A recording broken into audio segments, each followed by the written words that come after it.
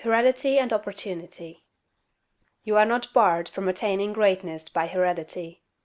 No matter who or what your ancestors may have been, or how unlearned or lowly their station, the upward way is open for you. There is no such thing as inheriting a fixed mental position. No matter how small the mental capital we receive from our parents, it may be increased. No man is born incapable of growth. Heredity counts for something. We are born with subconscious mental tendencies, as for instance, a tendency to melancholy or cowardice, or to ill temper. But all these subconscious tendencies may be overcome. When the real man awakens and comes forth, he can throw them off very easily. Nothing of this kind need keep you down. If you have inherited undesirable mental tendencies, you can eliminate them, and put desirable tendencies in their places. An inherited mental trait is a habit of thought of your father or mother impressed upon your subconscious mind. You can substitute the opposite impression by forming the opposite habit of thought. You can substitute a habit of cheerfulness for a tendency to despondency. You can overcome cowardice or ill temper. Heredity may count for something, too, in an inherited conformation of the skull.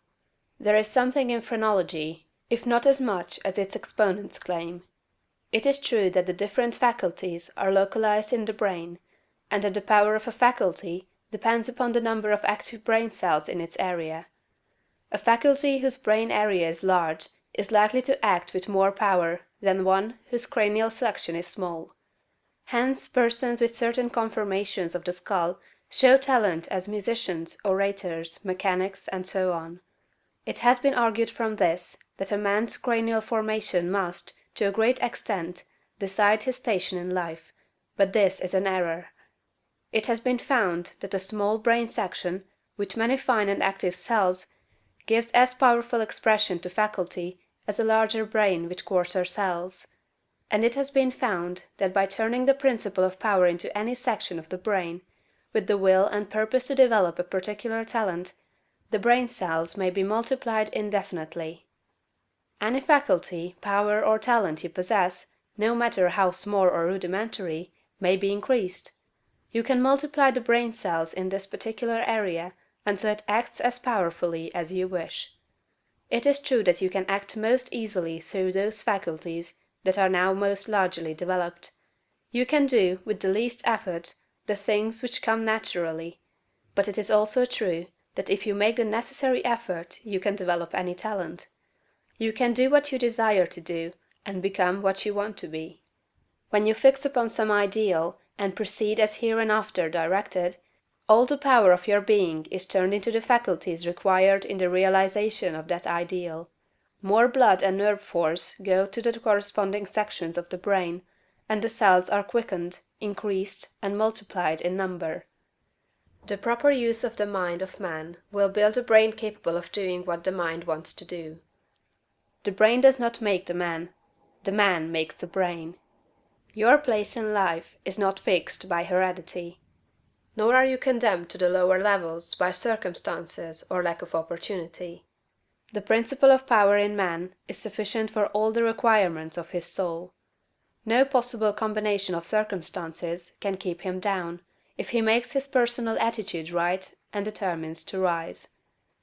The power which formed man and purposed him for growth also controls the circumstances of society, industry, and government. And this power is never divided against itself.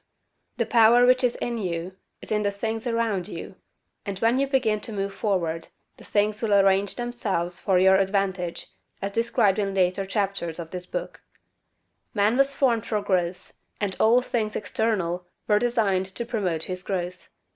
No sooner does a man awaken his soul and enter on the advancing way, than he finds that not only is God for him, but nature, society, and his fellow men are for him also, and all things work together for his good if he obeys the law. Poverty is no bar to greatness, for poverty can always be removed. Martin Luther, as a child, sang in the streets for bread. Linnaeus, the naturalist, had only $40 with which to educate himself. He mended his own shoes, and often had to beg meals from his friends. Hugh Miller, apprenticed to a stonemason, began to study geology in a quarry. George Stephenson, inventor of the locomotive engine, and one of the greatest of civil engineers, was a coal miner, working in a mine, when he awakened and began to think. James Watt was a sickly child, and was not strong enough to be sent to school. Abraham Lincoln was a poor boy. In each of these cases, we see a principle of power in the man that lifts him above all opposition and adversity. There is a principle of power in you. If you use it and apply it in a certain way, you can overcome all heredity, and master all circumstances and conditions, and become a great and powerful personality. End of chapter 2.